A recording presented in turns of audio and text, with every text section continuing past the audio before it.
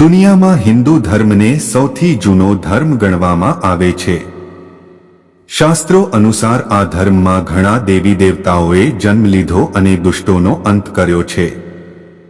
ભગવાન શ્રીરામ અને શ્રીકૃષ્ણ જેવા સદ્ગુરુઓએ પોતાના અવતારના જીવનકાળ દરમિયાન લાખો લોકોને જીવવાનો એક નવો રસ્તો દેખાડ્યો. દુનિયામાં ભારત દેશમાં હિન્દુ ધર્મને સૌથી વધુ માનવામાં આવે છે.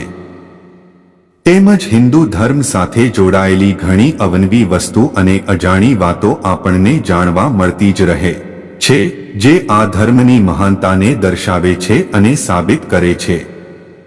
આજે પણ આ ધરતી ઉપર ઘણા મંદિર એવા છે જ્યાં લોકોએ ભગવાનના ચમત્કારોને અનુભવ્યા છે.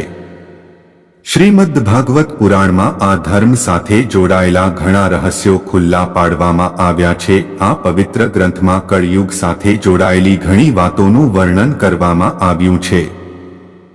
આજે ઘણા હજારો વર્ષ પહેલા આ બધી વાતોનું એમાં વર્ણન કરવામાં આવ્યું હતું. ખાસ વાત એ છે કે આ મહાન ગ્રંથમાં જે કાંઈ પણ જીવ વિશે વર્ણન કરવામાં આવ્યું હતું તે ક્યાંક ને ક્યાંક આજના સમયમાં સાચું થતું જોવા મળી રહ્યું છે. તમને આ વાતો વાંચવામાં થોડી વિચિત્ર લાગી રહી હશે, પણ તે એકદમ સાચી છે.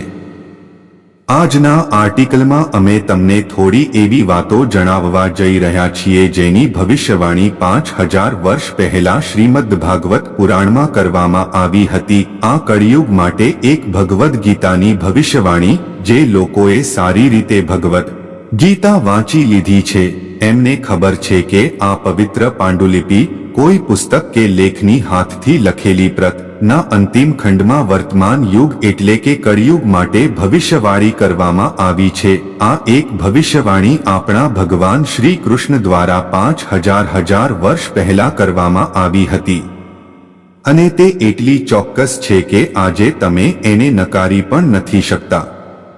આ કળિયુગમાં ફક્ત ધન, એક માણસના સારા જન્મ અને યોગ્ય વ્યવહાર અને એક સારા ગુણોની નિશાની માનવામાં આવશે. અને આ કાયદા અને કાનૂન અને આ ન્યાય એ ફક્ત એક શક્તિના આધાર પર લાગુ કરવામાં આવશે. પુરુષ અને મહિલા ફક્ત આકર્ષણને કારણે એકબીજા સાથે રહેશે. એક માણસ ફક્ત એક દોરો પહેરીને બ્રાહ્મણના રૂપમાં ઓળખાશે. આ સિવાય મનુષ્ય કળિયુગમાં વર્ષના દુકાળથી પરેશાન રહેશે અને આ દુષ્કાળથી આ મનુષ્ય એ સંપૂર્ણ રીતે બરબાદ થઈ જશે. અને આ કળિયુગમાં મનુષ્યના તમામ જીવનની મહત્તમ ઉંમર 50 વર્ષ સુધી રહેશે. અને આ કળિયુગમાં મનુષ્ય એ પોતાના વૃદ્ધ માતા અને પિતાની સેવા નહીં કરે અને તેને નહીં સાચવે. અને આ મનુષ્યએ એ ઠંડી હવા અને ગરમી અને વરસાદ અને બરફથી ઘણું બધું એ નુકસાન ભોગવવું પડશે. અને આ લોકો એ પોતાના ઝઘડા અને ભૂખ અને તરસ અને બીમારી અને ગંભીર ચિંતાને કારણે તે પરેશાન થઈ જશે. પૃથ્વી પર ભ્રષ્ટ લોકોની જનસંખ્યા વધશે અને જે લોકો પોતાને મજબૂત દેખાડશે એમને રાજનીતિની શક્તિ મળશે. મનુષ્ય કળિયુગમાં દુકાળથી પરેશાન રહેશે.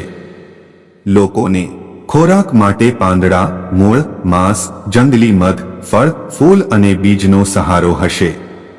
દુષ્કાળથી મનુષ્ય સંપૂર્ણ રીતે બરબાદ થઈ જશે. મનુષ્યએ ઠંડી, હવા, ગરમી, વરસાદ અને બરફથી ઘણું બધું નુકસાન ભોગવવું પડશે. લોકો પોતાના ઝઘડા, ભૂખ, તરસ, બીમારી અને ગંભીર ચિંતાને કારણે પરેશાન થઈ જશે.